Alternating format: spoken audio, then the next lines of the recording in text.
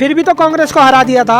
नहीं हरा क्या। अच्छा सर, मैं एक और क्वेश्चन जानना चाहता हूँ। कुछ दिन पहले भाजपा के ही एक सांसद साहब का अश्लील वीडियो वायरल हुआ। तो यूँ बता रहे कि जानबूझ के वो वीडियो इस समय वायरल किया गया जब बीजेपी का और जेजेपी के गठबंधन टूटा।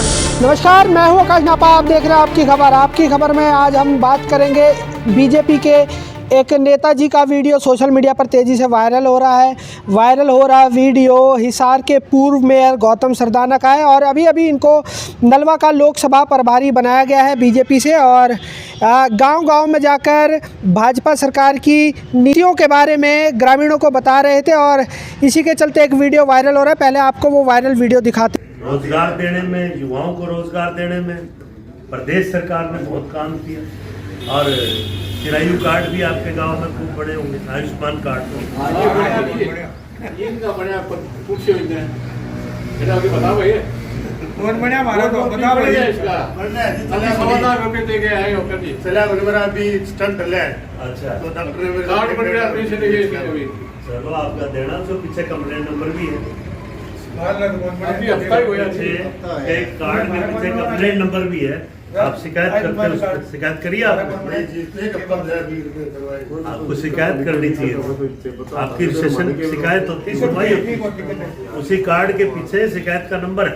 शिकायत का तो मौका ही पुलिस के जान बताना की हो रही। कोई बात नहीं, आप कार्ड आप दे दियो, आप दो लिखित में शिकायत दो।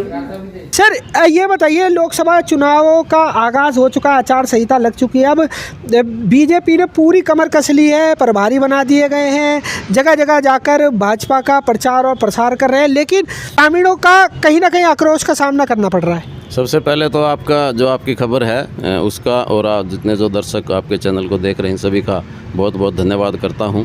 आपने पूछा आयुष्मान कार्ड और जो बीजेपी की जो नीतियों के बारे में आपने प्रश्न किया। सबसे पहले तो मैं कहना चाहता हूं कि आपके चैनल के माध्यम से जो इनकी नीतियां हैं वो सारी ढकोसला हैं। बीजेपी जो करती है और जो कहती है वो करती नहीं है, पहली बात तो ये है। दूसरी बात ये है, जो आयुष्मान कार्ड का आप जिक्र बार बार कर रहे हो, आयुष्मान कार्ड में बहुत बड़ा घोटाला है। कई हॉस्पिटल इसके अंदर शामिल और मैंने देखा है पीछे कोई मामला था एक निजी हॉस्पिटल का जिसमें आयुष्मान कार्ड उन्होंने एडमिट हो गया, लेकिन वो कार्ड के ऊपर उसका इलाज नहीं किया गया। 2.5 लाख के करीब बिल था उस हॉस्पिटल का और उन्होंने वो पे करना पड़ा। और ऐसे बहुत केस हैं। और आयुष्मान कार्ड तो एक दिखावा है, लेकिन कई हॉस्पिटल तो इसका एक्सेप्ट नहीं करते। तो दोस्तों, मुझे अगर आप हिसार से हो या हरियाणा से हो या देश से हो, एक बार ज़रूर बता देना, क्या आपका आयुष्मान कार्ड कहीं पर किसी भी प्राइवेट अस्पताल के अंदर चल रहा है? तो एक बार कमेंट सेक्शन में बता देना। कि चलिए अब अपनी बात पर आ जाते हैं। तो जिस प्रकार से सरकार की जो नीतियाँ जो लागू की गई थी, अब आयुष्मान कार्ड जो है, कल भी 2 माँ बेटियाँ आई थी जिनके पैर का ऑपरेशन होना था, अगर जल्दी से नहीं हुआ तो उनका पैर भी काट दिया जाएगा। ऐसे में क्या कुछ कहना चाहोगे कि किस प्रकार से सरकार काम कर रही है? सर मैं ये कहना चाहता हूँ, जो आयुष्मान कार्ड है या तो केंद्र सरकार की ये योजना है, इसके ऊपर पूरी तरह इम्प्लीमेंट हो और जो हॉस्पिटल जो भी कोताही बरता है उसके ऊपर एक्शन होना चाहिए। जिसका आयुष्मान कार्ड है, चाहे वो किसी भी तबके का है, बीपीएल के बनते हैं वैसे तो ये, लेकिन कई ऐसे हॉस्पिटल हैं जो आयुष्मान के नाम पे लूट मचा रखी है, एडमिट कर लेते हैं और उसके बाद वो कार्ड कह रहे थे आपका डाउनलोड नहीं हो रहा उसके, और मरीज़ के जो बेचारा का कई बार पैसे नहीं होते उसके पास और उसने मजबूरन कहीं उठा के अपना इलाज तो करवाएगा, वो करवाना पड़ता है। लेकिन आयुष्मान कार्ड का जो है पूरा ढकोसला है ये, और कहीं इसकी कोई मतलब आयुष्मान वाले की इज्जत नहीं होती हॉस्पिटल में। पहली बात तो ये, मैंने कई बार जाके देखा, हमने मामले कई सुलझाए हैं जाके ने, लेकिन डॉक्टर मना कर देते हैं जी हम क्या करें, हमारे पास तो ऊपर से पैसा नहीं आएगा तो घर से कैसे लगाएंगे, हालात ये आज।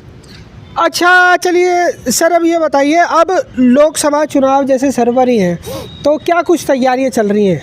हमारी कांग्रेस पार्टी की पूरी तैयारी है, बिल्कुल हम चुनाव मैदान में कूद चुके हैं। हर कार्यकर्ता से लेकर और जो नेता से लेकर कार्यकर्ता सब अपनी अपनी कमर कसे हुए हैं और जिसको भी टिकट पार्टी देगी, जो भी फैसला पार्टी हाईकमान करेगा और जिसको भेजेंगे उसके साथ पूरी पार्टी काम करेगी और जिताने का काम करेंगे।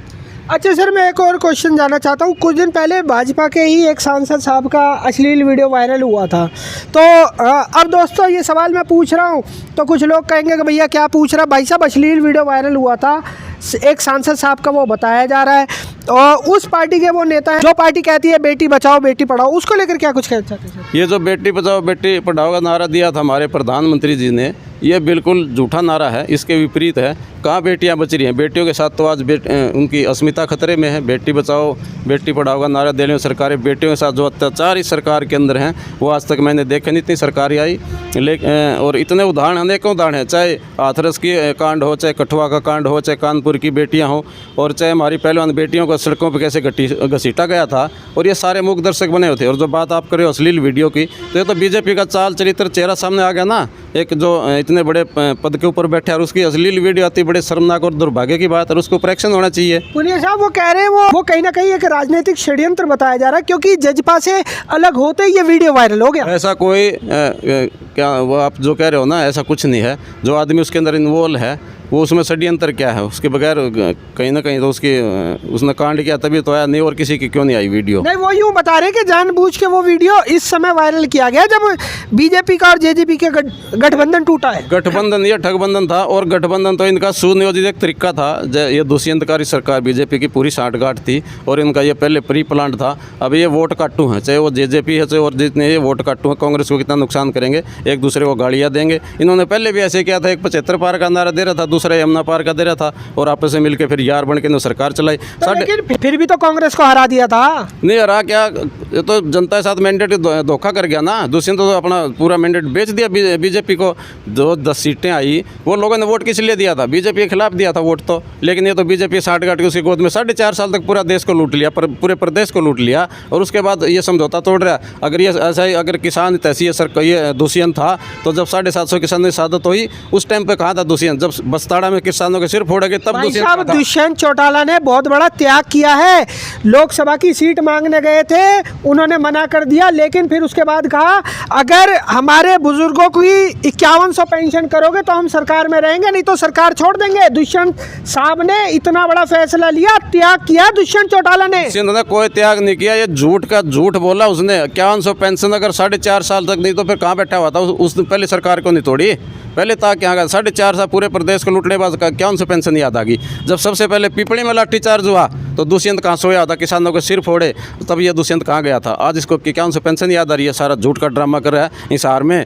आपको हिसार की बात, एयरपोर्ट की बात करता हूँ। एयरपोर्ट के नाम पे हज़ारों करोड़ का घोटाला जो लूट लिया इन्होंने, और कोई एयरपोर्ट न नेशनल है न इंटरनेशनल है। ज़मीनों के इतने भाव कर दिए, आज वहाँ 2 करोड़ के भाव ज़मीन हो रही, कोई लेने वाला नहीं है। तो कहाँ की वो एयरपोर्ट, इसका कहाँ वो हवाई जहाज गई? तो भाई साहब ये जो दुष्यंत चौटाला जी ने एक त्याग दिया था, जिसको त्याग बताया जा रहा है कि 5100 पेंशन की मांग करने गए थे बीजेपी से और उन्होंने नहीं करी, तो उन्होंने पार्टी को छोड़ दिया, अपना अलायंस तोड़ दिया। वीडियो के बारे में आपका क्या कहना है? वीडियो आपको कैसी लगती है? आपकी खबर की कमेंट सेक्शन में ज़रूर बता देना। इन्हीं तस्वीरों के साथ मैं काश नापा लेता हूँ इजाज़त। बहुत जल्द मिलूंगा शहर की दूसरी किसी गतिविधि के साथ। जब तक के लिए सभी दर्शकों का आपकी खबर से जुड़ने के लिए धन्यवाद।